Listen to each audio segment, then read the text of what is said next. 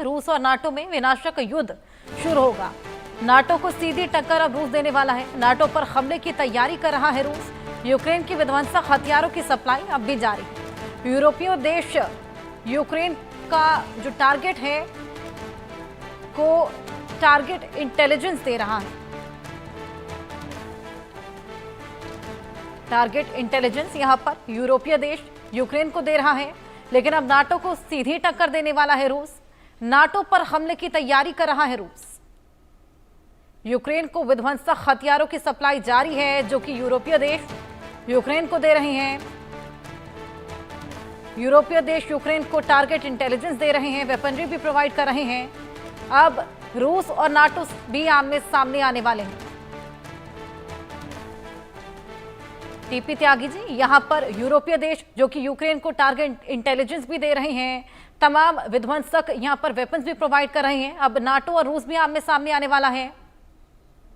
बिल्कुल, आप बिल्कुल सही कह रही हैं। देखिए, जो नाटो देश है और खासतौर पे नाटो का अब सवाल आ जाता है, जो यूरोपियन देश है, यूरोपियन देश को ये खतरा है कि अगर रशिया यूक्रेन को जीत लेता है तो उसके बाद अगला नंबर निश्चित रूप से हमारा होगा, यानी कि यूरोपियन कंट्रीज का होगा। और यूरोपियन कंट्रीज इसलिए उसे यूक्रेन के युद्ध में उलझाए रखना चाहती हैं ताकि वो समय गेन कर सकें, और जो समय गेन करें उसमें विलिंग नेशंस का उन्होंने एक कोऑर्डिनेशन बनाया है। पोलैंड के अंदर एक जॉइंट स्टाफ सेंटर बनाया है और वो ये कोशिश कर रहे हैं कि हम पूरे यूरोप के लिए एक न्यूक्लियर अम्ब्रेला तैयार कर सकें, हम अपनी फोर्सेस को कोऑर्डिनेट कर सकें। उसके लिए हमें समय चाहिए। समय के लिए हम रशिया को यूक्रेन में उलझाए रखें, लिहाजा यूक्रेन को जो मदद दी जा सकती है, चाहे in the form of intelligence यानी कि साइबर फॉर्म में, स्पेस फॉर्म में, हथियारों के फॉर्म में, और तो और ट्रूप्स भी अगर हमें देने पड़े तो हम, और उन्होंने कह भी दिया है कि हमारे ट्रूप भी वहां पे जाएंगे और असलियत में लड़ भी रहे हैं वहां पे। तो ये यूरोपियन कंट्रीज डर में कर रहे हैं, इसलिए कि जितना डिले हो हम तैयारी कर लें और रूस के अटैक से बच पाए। बिल्कुल, मेजर मोहम्मद अली शाह जी भी हमारे साथ जुड़ गए हैं। स्वागत है सर आपका। अब जिस तरीके से यूक्रेन ने बेहद बड़ा हमला रूस पर बोला है, 17,000 करोड़ का नुकसान यहाँ पर रूस को हुआ है। अब रिटेलिएशन भी देखने को मिल रहा है। क्या लगता है आपको ये जंग कितनी और आगे जाएगी? क्योंकि आज ही इस्तांबुल में शांति वार्ता होनी थी, लेकिन अब वार्ता तो नहीं होगी, अब तो ये जंग और ज्यादा एस्केलेट ही होगी।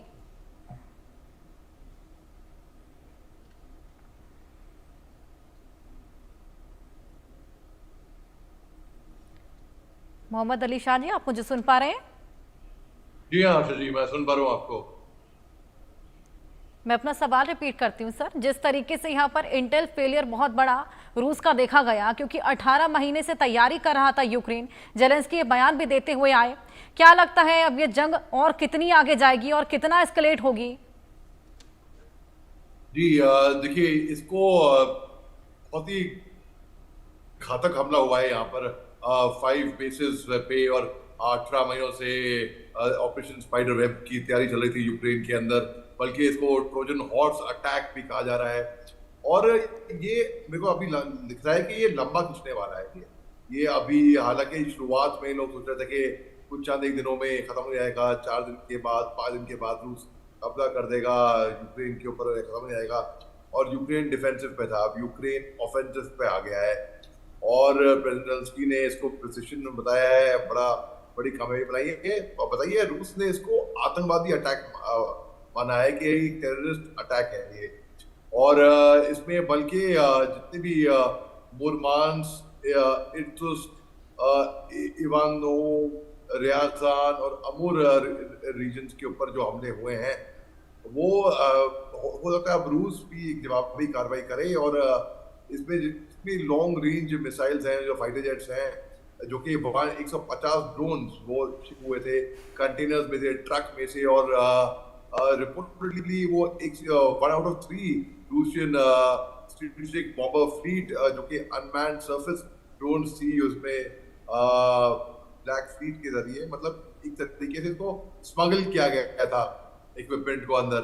और स्मगल करके जिस तरीके से हमले को अंजाम दिया, पूरी प्लानिंग के साथ मतलब 18 महीने से अगर प्लानिंग हो रही थी और रूस की खुफिया एजेंसीज को, उनकी इंटेलिजेंस को इसकी भनक नहीं लगी, तो जी हाँ, इसमें आपकी बात बिल्कुल सही है।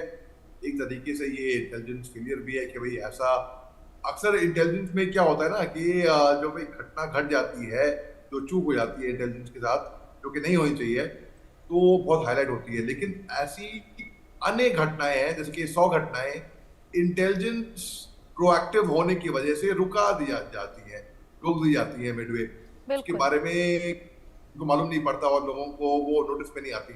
तो ये मैं देख रहा हूँ कि ये एक इतिहास में प्रेसिडेंट जेलेंस्की ने जैसे बोला है कि ये इतिहास में बहुत लंबा दर्द होगा, ये बहुत ही घातक हमला है और इसमें नुकसान हुआ है।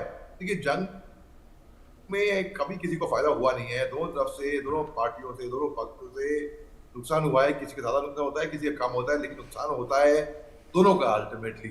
बिल्कुल। तो इसमें मैं ये बहुत ही घातक हमला रूस के ऊपर मान। बिल्कुल टीपी त्यागी जी, 18 महीने की प्लानिंग, ये तो बहुत बड़ा चूक है। क्या लगता है किस वजह से ये चूक देखने को मिली, वो भी रूस जैसे एडवांस्ड देश के आगे से? देखिए, 18 महीने की प्लानिंग ये तो वो कह रहे हैं, अभी इसमें सच क्या है? पर अगर ये सच है तो ये उनकी एक इंटेलिजेंस एजेंसीज की चूक है। ना केवल इंटेलिजेंस एजेंसीज की, जितने भी एयरफील्ड होते हैं, हर एक फील्ड में एक पेरीमीटर पेट्रोलिंग भी होती है। That is necessary, it is in addition to intelligence. तो ये ऑपरेशनल एफिशिएंसी के ऊपर भी एक सवाल है कि अगर वो ट्रक जिसमें लकड़ी के ढांचे में रखे हुए ड्रोन, जिसमें रिमोट कंट्रोल से मेटेलिक छत को खोल दिया गया और ड्रोन ने अटैक किया और ये एयरफील्ड के पास से अटैक किया, तो वो एयरफील्ड की पेरीमीटर पर पेट्रोलिंग करने वाली टीम वो क्या कर रही थी? और अगर एक एयरबेस पे हुआ, इतने सारे एयरबेस के ऊपर सब जगह ऐसा फेलियर क्यों हुआ? और ये इसकी करेक्ट लोकेशन निश्चित रूप से अमेरिका की तरफ से दी गई होगी। इसमें मुझे लगता है कि कुछ और चीजें इन्वॉल्व है। शायद आने वाले दिनों में ये भी पता लगे कि ये अटैक ट्रक से बिल्कुल नजदीक से जाके नहीं हुआ, कहीं से ये ड्रोन दूर से आए हैं और टकराए हैं और ये मेकअप की स्टोरी है। एनीवे, अभी हम इसके ऊपर 100% यकीन नहीं कर सकते, क्योंकि मुझे ये यकीन ही नहीं हो रहा कि 6 या 7 एयरबेस के ऊपर अटैक हो जाए, ट्रक नजदीक तक चले जाए एयरबेस के और वहां की पेट्रोलिंग टीम को पता न लगे। इस किस्म की ऑपरेशनल इनएफिशिएंसी तो रूस जैसी कंट्री से उम्मीद नहीं कर सकते, हम पाकिस्तान से उम्मीद नहीं कर सकते।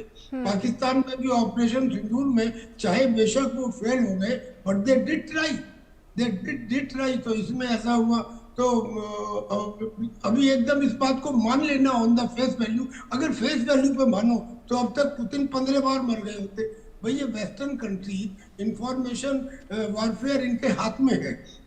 जो एजेंडा ये फैलाते हैं कि उसको तो अल्जाइमर की बीमारी है, उसका तो हाथ काम नहीं करता, तो जो अब तक पता नहीं 20 दफा उन्होंने किया है।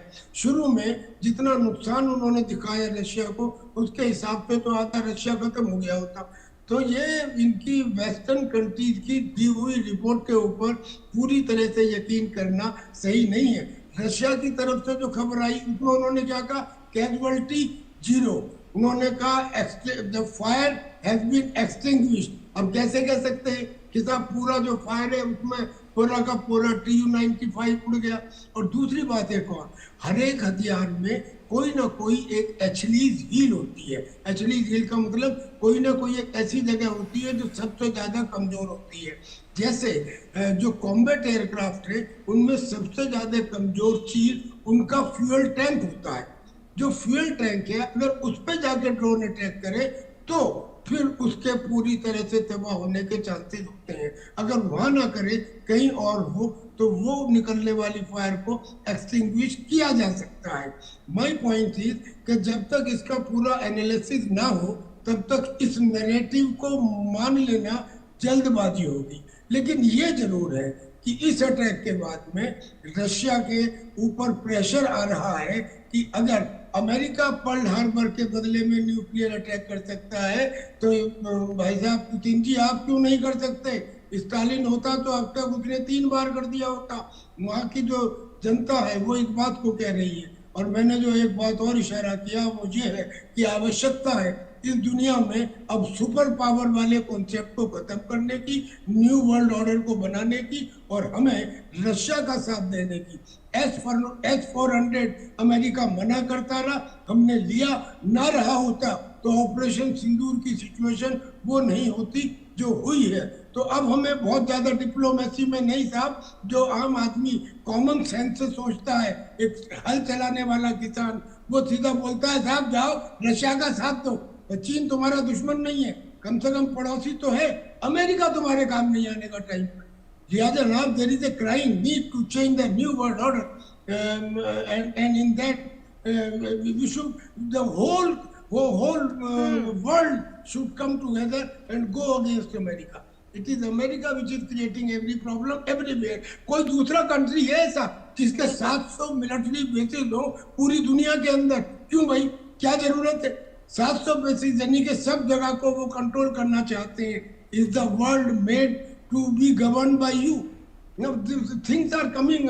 मैं बिल्कुल जज्बे से और दिल से बोल रहा हूँ। जब गले के ऊपर पानी उठने लगता है तब कॉमन सेंस में तो मुझे ये दिखाई दे रहा है जो मैंने आपको कहा। बिल्कुल सही बात बोली आपने। लगातार हस्तक्षेप ट्रंप की ओर से सभी की जंगों में देखने को मिलता है।